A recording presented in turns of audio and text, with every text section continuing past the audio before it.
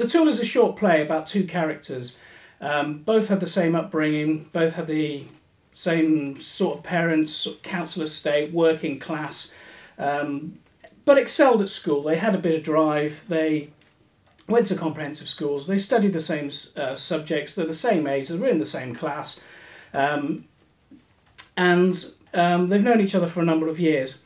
Larry Finn is a salesman. He's a wheeler dealer. He's an Arthur Dalis kind of character, always looking to get a fast buck.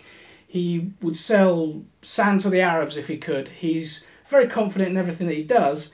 He's very sure of himself, very sure of the product. He talks a lot. He's the kind of character that's lovable. Sometimes he bullshits, and sometimes you get an idea that he's trying to pull a fast one.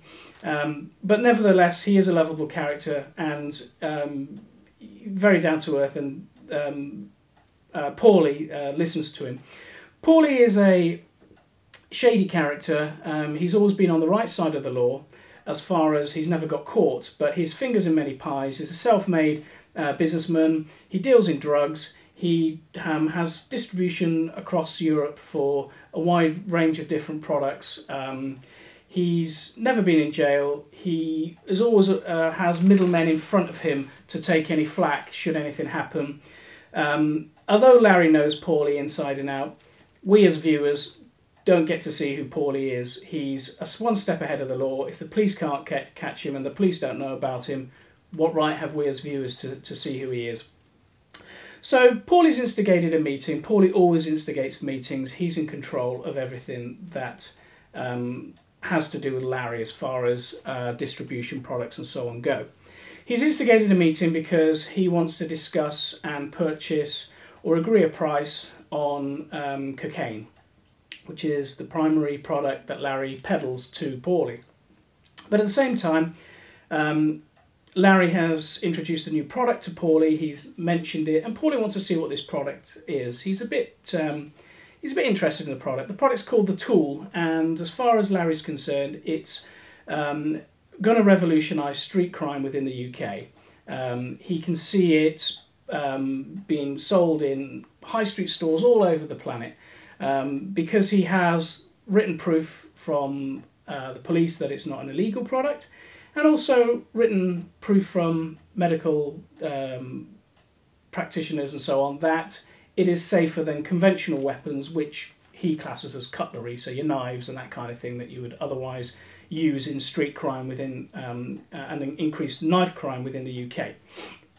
So the meeting's been set up, and the way it would start would be Larry has ditched the car and he's walking towards the meeting point. He sees a wonderful, beautiful girl from behind. She's walking ahead of him, and he just follows her in a pervy kind of style.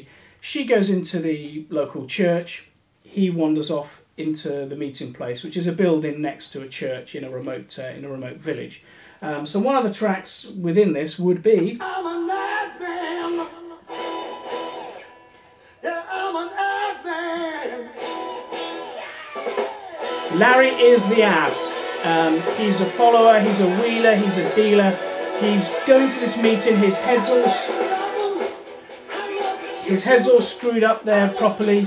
He is confident, he's pacey, he's getting in there, he's getting into his flow. He's moving into the attitude that he needs to meet and close this deal.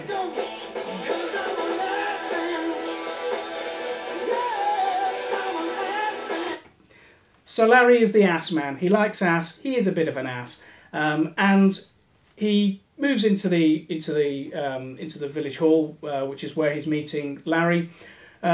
Larry's masked in smoke and in a darkened area within this the main function room where they're meeting. There's only two characters there: Larry, who we don't get to see.